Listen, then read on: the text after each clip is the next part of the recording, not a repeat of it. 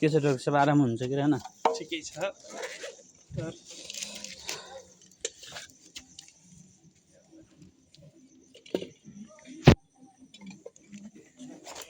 Jersey Holstein Jersey त्यही राख बाबु 900 डाक्टरले पनि यस्तो गर्न थालेपछि त भ्याइ दुईटा एकैचोटि गर्दाखेरि त 900 हो के कहाँ त्यस्तो हुन्छ यार यो त सोझै ठग्ने काम भयो के अरे तेल खर्च त एकचोटि मात्रै भएन र तेल त सिङ्गल लाग्यो नि त हाँस्नुहुन्छ यार डाक्टर साहब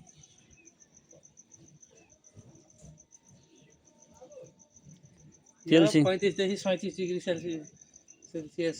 तापक्रममा त्यसलाई सिमेन्टलाई मेल्ट गरायो थइङ गरायो हैन सिमेन्टलाई पकाल्ने थइङ गरायो त्यसपछि मेसिन गनमा एआई गन भन्छ मेसिन गन हैन एआई गन हो यसरी फिट गर्ने अनि यसले टक्क लाएर ब्लेडले काट्न हुन्न कटर हुन्छ फोरो हातले छुन हुन्न टच गर्ने हैन सकभर त्यस्तै धेरै हातले टच गर्ने हैन यसरी यस्तै कटरले काटेर तपाईलाई एआई सिट भन्छ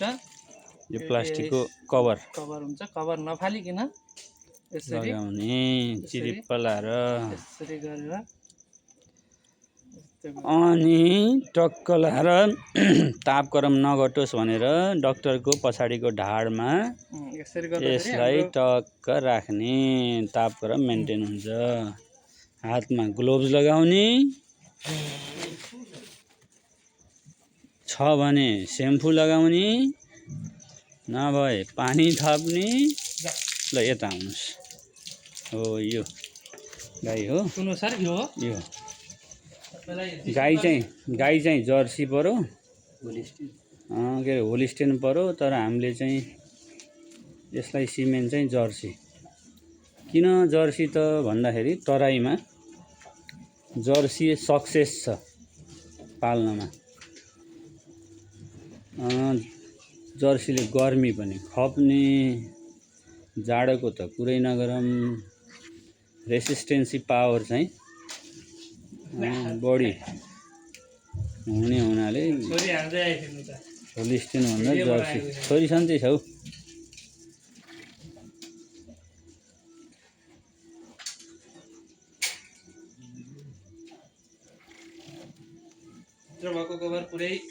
निकालेर पाठेघर समात्नुपर्छ पाठेघरको मुख सम्म पुग्ने गरी समात्ने टक्क गन निकाल्ने त कपासले पुछेर भन्थ्यो के अरे अब यहाँ कपास कहाँबाट ल्याउने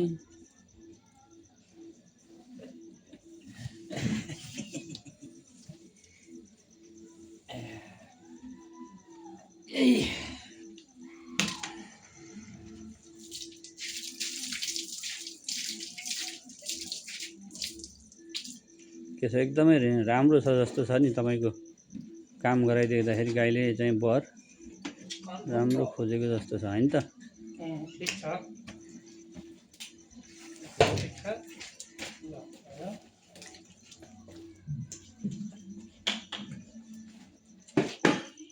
क्लाइटोरिस मसाज गरेपछि त्यसको चाहिँ किल्टोरिस भन्छ हो यसको पाठेघरमा सिमेन्ट पुग्छ हैन त ल त्यो सुँगाइदिनुस् न यसलाई ल दोष नलागोस् भनेर यो सुनाउनु धन्यवाद डाक्टर साहबलाई